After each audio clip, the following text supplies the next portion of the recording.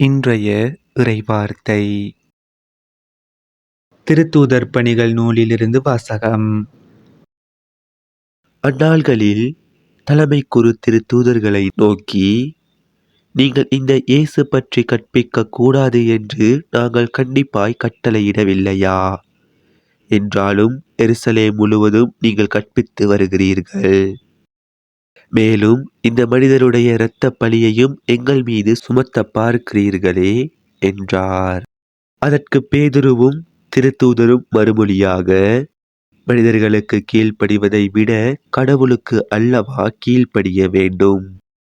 நீங்கள் சிலுவையில் தொங்க வைத்து கொன்ற இயேசுவை நம் மூதாதையரின் கடவுள் உயிர்த்தெழ செய்தார்.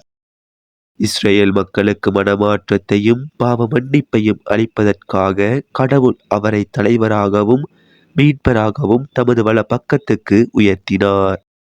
இவற்றுக்கு நாங்களும் கடவுள் தமக்கு கீழ்ப்படிவோருக்கு அருளும் தூய ஆவியும் சாட்சிகள் என்றனர். இனி இயேசுவை பற்றி பேசக்கூடாது என்று திருத்தூதர்களுக்கு கட்டளையிட்டு விடுதலை செய்தனர். இயேசுவின் பெயரை முன்னிட்டு அவமதிப்புக்கு உரியவர்களாக கருதப்பட்டதால் திருத்தூதர்கள் மகிழ்ச்சியோடு தலைமை சங்கத்தை விட்டு வெளியே சென்றார்கள். இது ஆண்டவர் வழங்கும் அருள்வாக்கு. இறைவா உமக்கு நன்றி. இன்றைய தினத்துக்கு உரிய இரண்டாம் வாசகம். திருத்தூதர் யோவான் எழுதிய திருவெளிப்பாட்டில் இருந்து. யோவான், நான் பார்த்து கொண்டிருக்கும் போது அரியணையையும் உயிர்களையும் மூப்பர்களையும் சுற்றி நின்ற கோடிக்கணக்கான வானதூதர்களின் குரலை கேட்டேன்.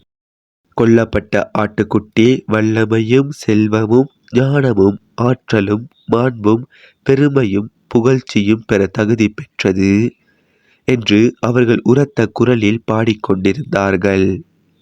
பின்பு விண்ணுலகு, மண்ணுலகு, கீழுலகு, கடல் எங்கும் இருந்த படைப்புகள் அனைத்தும் அவற்றில் இருந்த ஒவ்வொன்றும் அரியணையில் வீற்றிருப்பவருக்கும் ஆட்டுக்குட்டிக்கும் புகழ்ச்சியும் மாண்பும் பெருமையும் ஆற்றலும் என்றென்றும் உரியன என்று பாடக் கேட்டேன்.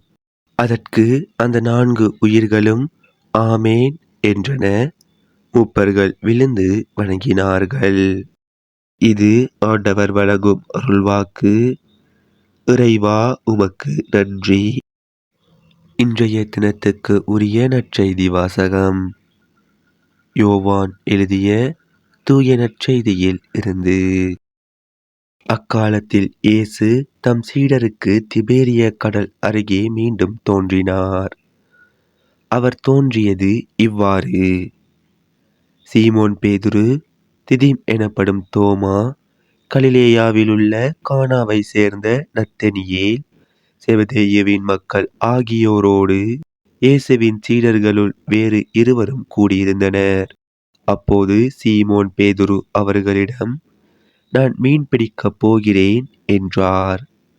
அவர்கள், நாங்களும் உம்மோடு வருகிறோம் என்று கூறி போய் படகில் ஏறினார்கள். அன்று இரவு அவர்களுக்கு மீன் ஒன்றும் கிடைக்கவில்லை. ஏற்கனவே விடியற்காலை ஆகியிருந்தது. இயேசு கரையில் நின்றார். ஆனால் அவர் இயேசு என்று சீடர்கள் அறிந்து கொள்ளவில்லை. இயேசு அவர்களிடம், பிள்ளைகளே, மீன் ஒன்றும் படவில்லையா என்று கேட்டார். அதற்கு அவர்கள் இல்லை என்றார்கள். அவர், படகின் வல பக்கத்தில் வலை வீசுங்கள், மீன் கிடைக்கும் என்று அவர்களிடம் கூறினார். அவர்களும் அவ்வாறே வீசினார்கள். மீன்கள் மிகுதியாய் அகப்பட்டதால் அவர்களால் வலையை இழுக்க முடியவில்லை. இயேசுவின் அன்பு சீடர் அதை கண்டு பேதுருவிடம், அங்கு நிற்பவர் ஆண்டவர் தாம் என்றார். அதை கேட்டவுடன் தம் ஆடையை களைந்திருந்த சீமோன் பேதுரு ஆடையை இடுப்பில் கட்டிக்கொண்டு கடலில் குதித்தார். மற்ற சீடர்கள் மீன்களுடன் வலையை இழுத்துக்கொண்டு படகிலேயே வந்தார்கள். அவர்கள் கரையிலிருந்து வெகு தொலையில் இல்லை, ஏறக்குறைய 100 மீட்டர் தொலையில்தான் இருந்தார்கள். படகை விட்டு இறங்கியவுடன் கரியினால் தீ மூட்டியிருப்பதையும் அதன் மீது மீன் வைத்திருப்பதையும் அவர்கள் கண்டார்கள். அங்கு அப்பமும் இருந்தது. இயேசு அவர்களிடம், நீங்கள் இப்போது பிடித்தவற்றில் சில மீன்களை கொண்டு வாருங்கள் என்றார். சீமோன் பேதுரு படகில் ஏறி வலையை கரைக்கு இழுத்தார். வலை நிறைய பெரிய மீன்கள் இருந்தன. அவற்றின் எண்ணிக்கை 153. இத்தனை மீன்கள் இருந்தும் வலை கிழியவில்லை. இயேசு அவர்களிடம், உணவருந்த வாருங்கள் என்றார். சீடர்களுள் எவரும் நீர் யார் என்று இயேசுவிடம் கேட்க துணியவில்லை. ஏனெனில் அவர் ஆண்டவர் தாம் என்று அவர்கள் அறிந்து கொண்டார்கள். இயேசு அவர்கள் அருகில் வந்து அப்பத்தை எடுத்து அவர்களிடம் கொடுத்தார். மீனையும் அவ்வாறே கொடுத்தார். இவ்வாறு இயேசு இறந்து உயிருடன் எழுப்பப்பட்ட பின்பு தம் சீடருக்கு இப்போது 3ஆம் முறையாக தோன்றினார். அவர்கள் உணவருந்திய பின் இயேசு சீமோன் பேதுருவிடம், யோவானின் மகன் சீமோனே, நீ இவர்களை விட மிகுதியாக என் மீது அன்பு செலுத்துகிறாயா என்று கேட்டார். அவர் இயேசுவிடம், ஆம் ஆண்டவரே, எனக்கு உம்மிடம் அன்பு உண்டு என உமக்கு தெரியுமே என்றார். இயேசு அவரிடம், என் ஆட்டுக்குட்டிகளை பேணி வளர் என்றார். 2ஆம் முறையாக இயேசு அவரிடம், யோவானின் மகன் சீமோனே, நீ என் மீது அன்பு செலுத்துகிறாயா என்று கேட்டார்.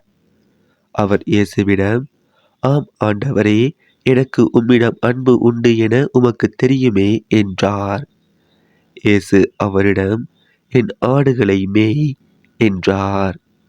3ஆம் முறையாக இயேசு அவரிடம், யோவானின் மகன் சீமோனே, உனக்கு என்னிடம் அன்பு உண்டா என்று கேட்டார். இயேசு 3ஆம் முறை கேட்டதால் பேதுரு துயருற்று அவரிடம், ஆண்டவரே, உமக்கு எல்லாம் தெரியுமே, எனக்கு உம்மீது அன்பு உண்டு என்பது நீர் அறியாத ஒன்றா என்றார். இயேசு அவரிடம், என் ஆடுகளை பேணி வளர். நீ இளைஞனாக இருந்தபோது நீயே இடையை கட்டிக்கொண்டு உனக்கு விருப்பமான இடத்தில் நடமாடி வந்தாய். உனக்கு முதிர்ந்த வயது ஆகும் போது நீ கைகளை விரித்து கொடுப்பாய். வேறொருவர் உன்னை கட்டி உனக்கு விருப்பம் இல்லாத இடத்திற்கு கூட்டி செல்வார் என உறுதியாக உனக்கு சொல்கிறேன் என்றார். பேதுரு எவ்வாறு இறந்து கடவுளை மாட்சிப்படுத்தப் போகிறார் என்பதை குறிப்பிட்டே அவர் இவ்வாறு சொன்னார். இதை சொன்ன பின் பேதுருவிடம், என்னை பின்தொடர் என்றார். இது நம் கிறிஸ்து இயேசு வழங்கும் வாழ்வு தரும் நற்செய்தி. கிறிஸ்துவே உமக்கு புகழ். இன்றைய தினத்துக்கு உரிய சிந்தனை துளிகள். உயிர்த்த ஆண்டவர் கிறிஸ்து நான் தான் என்று முதலிலே உறுதிப்படுத்திய பின்பு, உயிர்த்த ஆண்டவர் இல்லை என்றால் அவர்கள் ஒன்றும் செய்ய இயலாது என்பதை தாங்கள் இரவு முழுவதும் உழைத்தும் மீன்கள் ஒன்றும் படவில்லை. மாறாக உயிர்த்த இயேசுவின் வார்த்தையின்படி வலை வீச பெரும் வகையில் மீன்கள் பட்டன. என்னை பிரிந்து உங்களால் ஒன்றும் செய்ய இயலாது என்ற இயேசுவின் வார்த்தைகளை புரிந்து கொண்டார்கள். பேதுருவை நோக்கி, என்னை அன்பு செலுத்துகிறாயா என்று 3 முறை கேட்கின்றார் இயேசு. காரணம், 3 முறை எனக்கு அவரை தெரியவே தெரியாது என்று மறுத்த பேதுரு, உன்னை அன்பு செய்கிறேன் என்று 3 முறை அறிக்கையிடுகின்றார். நெருப்பின் முன் அமர்ந்து அவர் மறுதலித்தார். இப்போது அதே நெருப்பின் மீது சாட்சியாய் அன்பு செய்வதாக வாக்களித்தார். பேதுரு எவ்வளவு பலவீனமான மனிதனாக இருந்தாலும் உயிர்த்த ஆண்டவர் வல்லமையோடு செயல்படுகின்றார். அன்றன்றைக்கான இறை வார்த்தைகளையும் நற்செய்தி வாசகங்களையும் சிந்தனை துளிகளையும் பெற்றுக்கொள்ள நம் சேனலை சப்ஸ்கிரைப் செய்து கொள்ளுங்கள்.